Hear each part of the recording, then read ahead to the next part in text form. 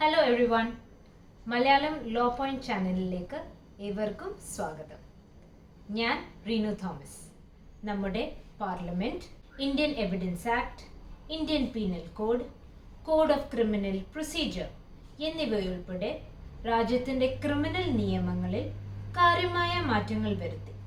ഈ വിഷയത്തെക്കുറിച്ച് വിശദീകരിക്കാൻ സുപ്രീം കോടതിയിൽ നിന്നുള്ള advocate on record Shrimati Praseena Elizabeth Joseph നമ്മളോടൊപ്പം ചേരുന്നു. ഇന്ത്യൻ ക്രിമിനൽ നിയമ സംവിധാനത്തിന്റെ ഹൃദയവും ആത്മാവും എന്ന് വിശേഷിപ്പിക്കുന്ന 3 നിയമങ്ങളാണ് നമുക്കുള്ളത്. Indian penal code, code of criminal procedure, Indian evidence act. ഒരു കുറ്റകൃത്യം എന്താണ്? ആ കുറ്റകൃത്യത്തിന് എന്ത് ശിക്ഷയാണ് കൊടുക്കേണ്ടത്? കൊലപാതകം എന്താണ്? മോഷണം എന്താണ്? ഈ കൊലപാതകത്തിന് എന്ത് ശിക്ഷ കൊടുക്കണം? ഈ മോഷണത്തിന് എന്ത് ശിക്ഷ കൊടുക്കണം എന്ന് വിശദീകരിക്കുന്ന ഇന്ത്യൻ പീനൽ കോഡ്. ഒരു കുറ്റം അത് എങ്ങനെ അന്വേഷിക്കണമെന്നും ആ കുറ്റകൃത്യം കോടതിയിൽ ചെല്ലുമ്പോൾ വിചാരണയിൽ അതിന്റെ പ്രക്രിയകൾ എന്തൊക്കെയാണെന്നും നിർദ്ദേശിക്കുന്ന കോഡ് ഓഫ് ക്രിമിനൽ പ്രൊസീജിയർ. വിചാരണ കോടതിയിൽ തെളിവുകൾ എങ്ങനെ ശേഖരിക്കണമെന്നും ആ തെളിവുകൾ കോടതിയിൽ എങ്ങനെ ഉപയോഗിക്കണമെന്നും നിർദ്ദേശിക്കുന്ന, വിവരിക്കുന്ന ഇന്ത്യൻ എവിഡൻസ് ആക്ട്. ഈ 3 നിയമവ്യവസ്ഥകളും പരിശോധിച്ചാൽ ഇവയെല്ലാം ബ്രിട്ടീഷ് ഭരണകാലത്ത് കൊളോണിയൽ കാലഘട്ടത്തിൽ നിലവിൽ വന്നതാണ് എന്ന് മനസ്സിലാക്കുവാൻ സാധിക്കും. ഇന്ത്യൻ പീനൽ കോഡ് 1860, ഏകദേശം 164 വർഷങ്ങൾക്ക് മുമ്പ് നിലവിൽ വന്നതാണ്. ഇന്ത്യൻ എവിഡൻസ് ആക്ട് 1872, ഏകദേശം 152 വർഷങ്ങൾക്ക് മുമ്പ് നിലവിൽ വന്നതാണ്. കോഡ് ഓഫ് ക്രിമിനൽ പ്രൊസീജിയർ 1973 നിലവിൽ വന്നതാണ്. മാറുന്ന കാലത്തിനനുസരിച്ച് അപ്ഡേറ്റ് ചെയ്യുന്നതിനായി ഈ നിയമവ്യവസ്ഥകളിൽ കാലാകാലങ്ങളിലായി ഭേദഗതി ചെയ്തിരുന്നു എങ്കിലും ഇന്ത്യൻ ക്രിമിനൽ നിയമ സംവിധാനത്തിൽ പരിഷ്കരണത്തിന്റെ ആവശ്യകത മനസ്സിലാക്കി ഇന്ത്യൻ പാർലമെന്റ് 3 നിയമ സംവിധാനങ്ങൾ പാസാക്കുകയും അത് ഡിസംബർ 25, 2023 പ്രസിഡന്റിന്റെ അനുമതി നേടുകയും ചെയ്തു. 2023 പാർലമെന്റ് പാസാക്കിയ 3 ക്രിമിനൽ നിയമങ്ങൾ 2024 ജൂലൈ മാസം 1-ാം തീയതി മുതൽ പ്രാബല്യത്തിൽ വന്നു.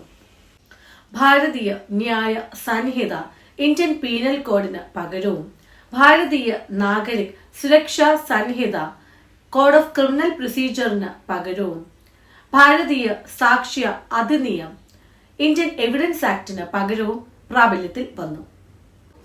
ഈ പുതിയ ക്രിമിനൽ നിയമങ്ങളുടെ ഹിന്ദി പദങ്ങളുടെ അർത്ഥം നമുക്കൊന്ന് മനസ്സിലാക്കാം.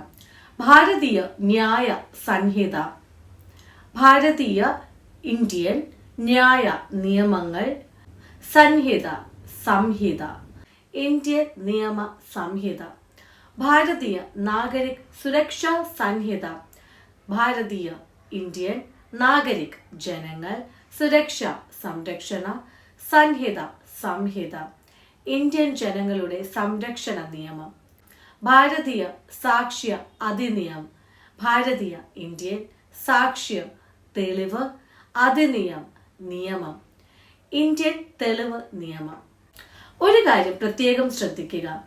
ജൂലൈ മാസം 1-ാം തീയതി 2024 മുൻപ് ചെയ്തിട്ടുള്ള കുറ്റകൃത്യങ്ങൾ പഴയ Indian penal code, code of criminal procedure, Indian evidence act എന്ന നടപടിക്രമങ്ങൾ അനുസരിച്ചായിരിക്കും നിയന്ത്രിക്കപ്പെടുന്നത്. എന്നാൽ ജൂലൈ മാസം 1-ാം തീയതിക്ക് ശേഷം ചെയ്ത കുറ്റകൃത്യങ്ങൾ പുതിയ നടപടിക്രമങ്ങൾ അനുസരിച്ചായിരിക്കും നിയന്ത്രിക്കപ്പെടുന്നത്. പുതിയ ക്രിമിനൽ നിയമങ്ങൾ പഴയ നിയമങ്ങൾ നിലനിർത്തുന്നു എങ്കിലും ചില മാറ്റങ്ങൾ അവതരിപ്പിക്കുന്നു. അതിലെ കുറച്ചു മാറ്റങ്ങൾ നമുക്കൊന്ന് ശ്രദ്ധിക്കാം. ഒന്നാമതായിട്ട്, ചെറിയ കുറ്റങ്ങൾക്ക് ശിക്ഷയായി കമ്മ്യൂണിറ്റി സർവീസ് എന്നൊരു ആശയം നിലവിൽ വന്നു. കമ്മ്യൂണിറ്റി സർവീസ് എന്ന് വെച്ചാൽ പൊതു ശൗചാലയം, പബ്ലിക് ടോയ്ലറ്റ് വൃത്തിയാക്കുക, മരങ്ങൾ നടുക തുടങ്ങിയവയാണ്. ഇത് ഒരു സമൂഹത്തിന്റെ ഉന്നമനത്തിനും നേട്ടത്തിനുമായിട്ട് നിസ്വാർത്ഥമായി പ്രവർത്തിക്കുന്ന ഒരു നടപടിക്രമമാണ്. ഇത് നമ്മുടെ ജയിലുകളിലെ തിരക്ക് കുറയ്ക്കുന്നതിനും ജനങ്ങളിൽ കുറ്റകൃത്യം ചെയ്യുന്നവരിൽ റീഹാബിലിറ്റേറ്റീവ് അല്ലെങ്കിൽ റിഫോർമേറ്റീവ് സമീപനം നിലനിർത്തുന്നതിനും സഹായകരമാകുന്നു.